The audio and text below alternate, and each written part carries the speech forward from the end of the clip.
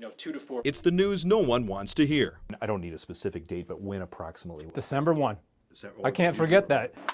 It takes a lot to digest that information. There was a lot of crying. A doctor diagnosed Roger Kaplinger with pancreatic cancer. Things happen for a reason. I think the good Lord is trying to teach me patience. I don't know if it's working, Lance. As the Brewers' director of medical operations, Kaplinger cares for others. Now Roger needs care himself. Mr. Antanasio called me. We'll take you wherever you need to go. After doing a lot of research, I said, Mr. Antanasio, we don't need to go anywhere. We need to stay right here. Right here, near family and friends.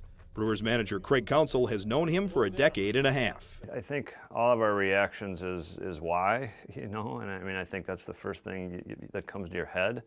The second thing that comes to your head is he's in it for the fight of his life. Helping him in that fight is Dr. Doug Evans. He is leading a team of physicians at Froedtert and the Medical College of Wisconsin. Patients receive the best available chemotherapy and radiation. And then on top of that, we put the anti-stem cell therapy. So really neat, a trial that this particular trial only available in Milwaukee, Wisconsin. While a lot of his care rests on medicine, Dr. Evans says Kaplinger's drive to beat cancer is equally critical. The attitude is tremendously important. I think support is tremendously important. While Roger is getting top-notch care away from Miller Park, I'm just talking about your weight, fluctuates. His Brewers family, like Mr. Baseball, Bob Uecker, stopped by to brighten his spirit.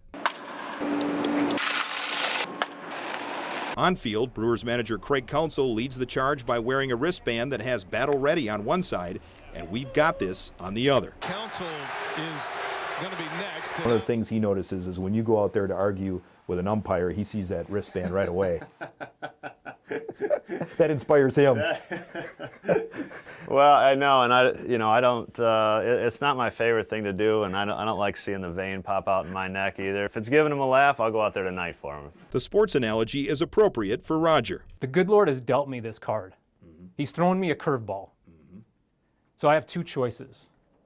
I either hit it or I take it. And no one wants to take a curveball because when you get a hanging curveball, you want to crush that ball.